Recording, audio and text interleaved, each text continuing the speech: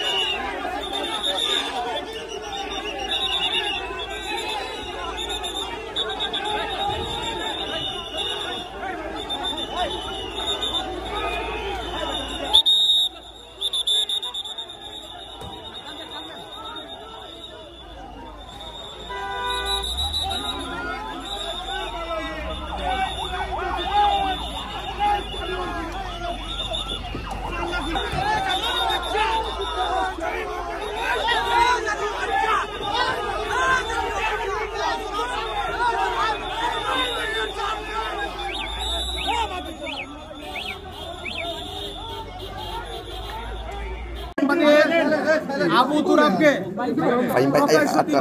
দিনের বেলায় দস্তগীর সরাসরি গুলিবর্ষণ করেছে এবং তাকে হত্যা করেছে।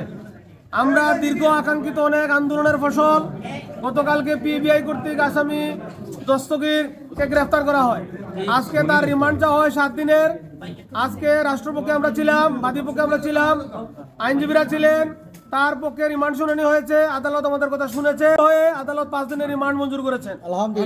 আমরা তার ব্যাপারে বলি যে তিনি একজন সিরিয়াস কিলার। তিনি রিমান্ডে অস্বাভাবিক ধরে নিতেন, করতেন, নির্যাতন করতেন। তাকে পরিচয় দেওয়া হলে তো বিএনপি জামাত, তখন তিনি উল্লাস করতেন এবং আরো বলতেন যে আরো নির্যাতন করা হবে। আমরা তার এই রিমান্ডের ব্যাপারে কারা কারা জড়িত আছেন ভালো করে ইনভেস্টিগেশন করলে, তাকে জিজ্ঞাসাবাদ করলে তাহলে বিষয়গুলো বের হয়ে আসবে এবং এই ঘটনার সাথে কারা মাস্টার মাইন্ড, কাদের নির্দেশে ঘটনা ঘটেছে, এই ঘটনায় আরো কারা কারা সম্পৃক্ত। এই মামলায় 18 জন এফআইআর আছেন, 200 থেকে 300 জন আছেন অজ্ঞাতনামা। এদেরকে চিহ্নিত করা দরকার। এই জন্য রিমান্ড যথাযথ এবং কার্যকর। আমরা তার রিমান্ডের পক্ষে ছিলাম। আমাদের এখানে পিপি সাহেব সহ আরো গুরুত্বপূর্ণ নেতৃবৃন্দরা আছেন, আমরা আইনজীবীরা ছিলেন।